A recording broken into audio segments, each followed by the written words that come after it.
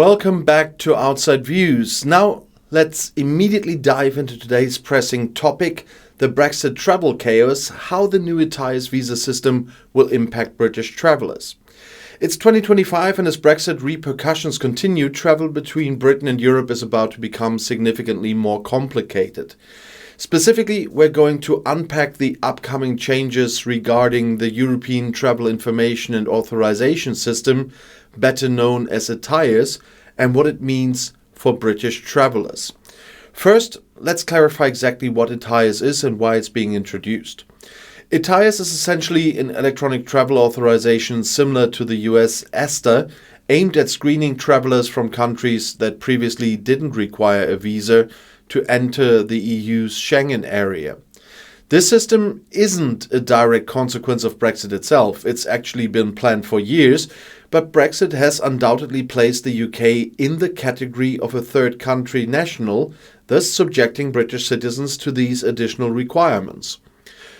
Originally slated to launch in 2024, ETIAS has faced numerous delays, reflecting the sheer complexity and scale of implementing this pan-European security system. According to the latest EU announcements, ETIAS won't become fully operational until at least the last quarter of 2026, with mandatory implementation probably starting sometime around early 2027. The new ETIAS requirements mean British travellers will now need prior authorization before visiting almost anywhere in Europe, including major tourist destinations such as France, Spain, Italy and Germany, but excluding Ireland and for now Cyprus. ETIAS is designed to enhance security across Europe's external borders by pre-screening visitors before they travel. Travellers must apply online, providing personal details including full name, date of birth, nationality, passport information, occupation, criminal history, and details about their initial travel plans. At a cost of just €7, that's £6, ETIAS is significantly cheaper and lasts longer, 3 years, than similar systems like the US ESTA, which is valid only 2 years. While ETIAS may sound straightforward, there are significant implications for British travellers that weren't fully anticipated during the Brexit debates. First, although the EU insists ETIAS isn't officially a visa, in practical terms it functions remarkably similarly. Travellers must complete a detailed online form, make a payment, and receive approval before setting foot on European soil. Once granted, the permit is valid for 3 years, as I said, provided your passport doesn't expire sooner. But here's a crucial distinction. Holding an ETIAS doesn't guarantee entry into the EU. Border guards can still deny entry at their discretion, making the system fundamentally different from the unrestricted movement enjoyed by British citizens prior to Brexit. And now let's tackle the big question. When exactly must British travellers apply for ETIAS? According to current EU guidelines, the final rollout will follow the completion of the Entry-Exit System, the EES, a biometric database designed to track travellers entering and exiting Schengen countries. As of now, EES is expected to start operations fully in early 2026, after which ETIAS will come online approximately 6 months later. However, the EU has clarified that there will be a transitional grace period, allowing British travellers who turn up without ETIAS authorization to enter Europe, though they strongly recommend obtaining it ahead of travel to avoid complications. Importantly, British travellers should expect potential disruptions in the initial months after ETIAS implementation. Previous post-Brexit changes to passport validity rules already caused significant confusion at airports, with airlines enforcing their own, sometimes incorrect interpretations of EU rules. To avoid similar chaos, the EU and British authorities are currently working closely with airline associations to ensure clear communication. Yet, significant concerns remain. For instance, the requirement to specify details such as job titles, first trip itinerary, and initial accommodation bookings raises practical privacy questions and potential data security risks. Moreover, ETIAS will cross-reference travellers' information against EU and Interpol databases, including dedicated watch lists. And this surveillance capability has raised concerns about privacy and the protection of sensitive personal data from misuse or potential hacking.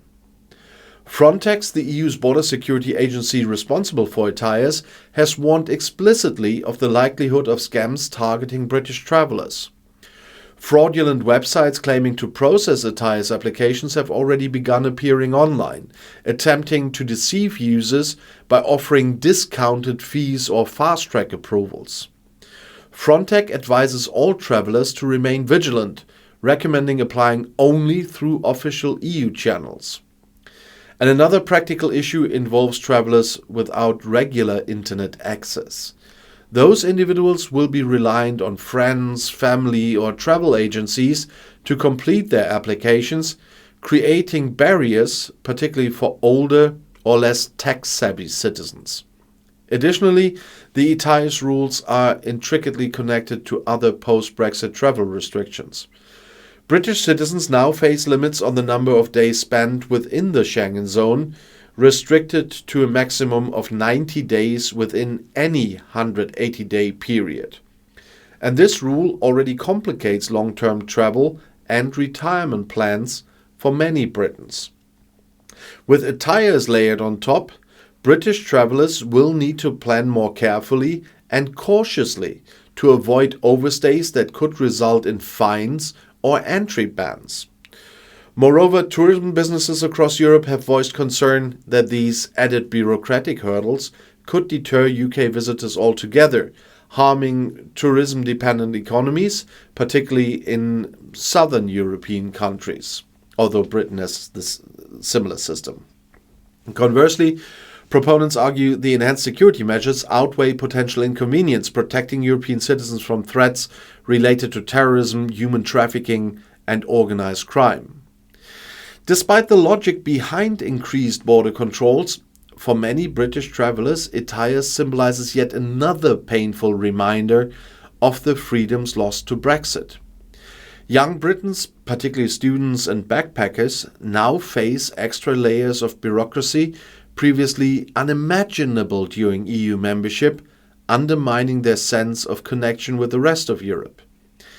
In summary, the rollout of ETIAS marks a significant shift in how Britons will travel to the EU, reflecting the complex ongoing legacy of Brexit. It introduces added layers of bureaucracy, confusion, and potential financial costs that previously never existed. While it's designed to enhance security and streamline travel data, the real-world consequences will undoubtedly continue fueling debate about Brexit's lasting impact on British society and freedom. And as always, when I'm back from hospital and recovery, I'll continue unpacking these complex topics for you, even while I recover, you see the pre-filmed videos. And thank you again for your patience, understanding, and ongoing support during this period. Please like, subscribe, and share your comments, and I'm keen to hear your thoughts about these changes. I cannot speak at the moment, but I can read. And until next time, stay informed, stay safe, and keep looking beyond the headlines. And the next video is right here in the end screen.